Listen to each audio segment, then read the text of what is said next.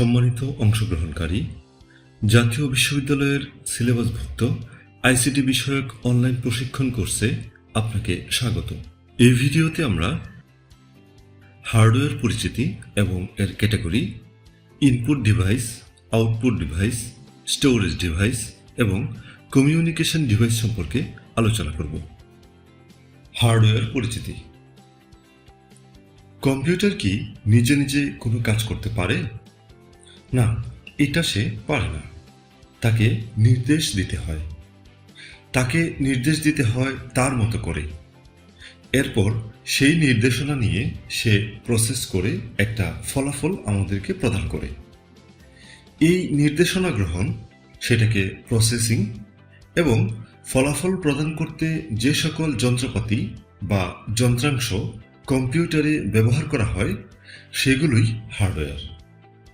হার্ডওয়্যারকে আমরা স্পর্শ করতে পারি। তাহলে কোন কোন যন্ত্রাংশকে হার্ডওয়্যার বলে মনে হচ্ছে? Mouse, keyboard, monitor, microprocessor, hard disk, এগুলোই আসলে হার্ডওয়্যারের উদাহরণ, হার্ডওয়্যারের ক্যাটাগরি। হার্ডওয়্যার তো আমরা চিনলাম। এবার চলুন এগুলোর ক্যাটাগরি বা শ্রেণী বিভাগ সম্পর্কে আলোচনা করি। এগুলোকে সাধারণত বিভিন্ন শ্রেণীতে ভাগ করা হয়, যেমন input device, output device, storage device, communication device এবং প্রসেসিং ডিভাইস। ইনপুট ডিভাইস কম্পিউটারকে কোনো কাজের নির্দেশনা প্রদানের জন্য যে সকল ডিভাইস, যন্ত্র বা যন্ত্রাংশ ব্যবহার করা হয় সেগুলোই ইনপুট ডিভাইস।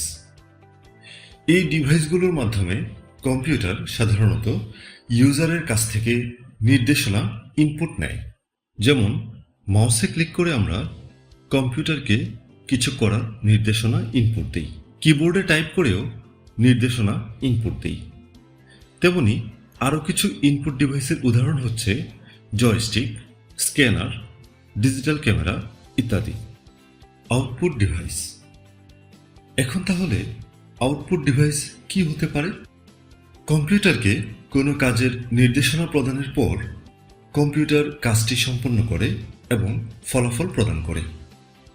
এই ফলাফল প্রদানের জন্য যে সকল ডিভাইস ব্যবহার করা হয় সেগুলোই আউটপুট ডিভাইস, যেমন monitor, printer, plotter, multimedia projector ইত্যাদি। Storage device. যে ডিভাইসগুলোতে ডাটা সংরক্ষণ করা হয় সেগুলোই স্টোরেজ ডিভাইস। কম্পিউটার কোনো কাজ সম্পন্ন করার পর সেই কাজ বা ডাটা সংরক্ষণের জন্য যে সকল ডিভাইস ব্যবহার করে সেগুলোই স্টোরেজ ডিভাইস। স্টোরেজ ডিভাইসের সবচেয়ে পরিচিত উদাহরণ হচ্ছে পেন ড্রাইভ। এছাড়াও hard disk, SSD, CD, DVD ইত্যাদি স্টোরেজ ডিভাইসের উদাহরণ। Communication device. কম্পিউটার শুধু ডাটা প্রসেস করে ফলাফলই প্রদান করে না, বরং এক কম্পিউটার অন্য কম্পিউটার বা যন্ত্রের সঙ্গে তথ্য বিনিময়ও করে। যে সকল ডিভাইস ব্যবহার করে আমরা বিভিন্ন কম্পিউটার, প্রিন্টার বা ইন্টারনেটের সঙ্গে তথ্য আদান প্রদান করি সেগুলোই কমিউনিকেশন ডিভাইস।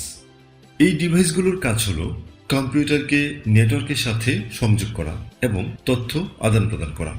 যেমন মডেম, এটি ইন্টারনেটের মাধ্যমে তথ্য প্রেরণ ও গ্রহণ করে। রাউটার, এটি বিভিন্ন কম্পিউটার বা ডিভাইসকে একে অপরের সঙ্গে যুক্ত করে।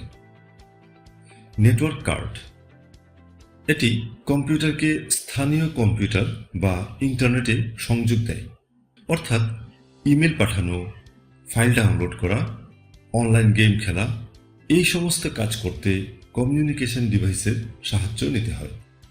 Processing device. প্রসেসিং ডিভাইস কম্পিউটারের অত্যন্ত গুরুত্বপূর্ণ একটি অংশ। এই অংশের বিস্তারিত আমরা পরবর্তী ভিডিওতে আলোচনা করব।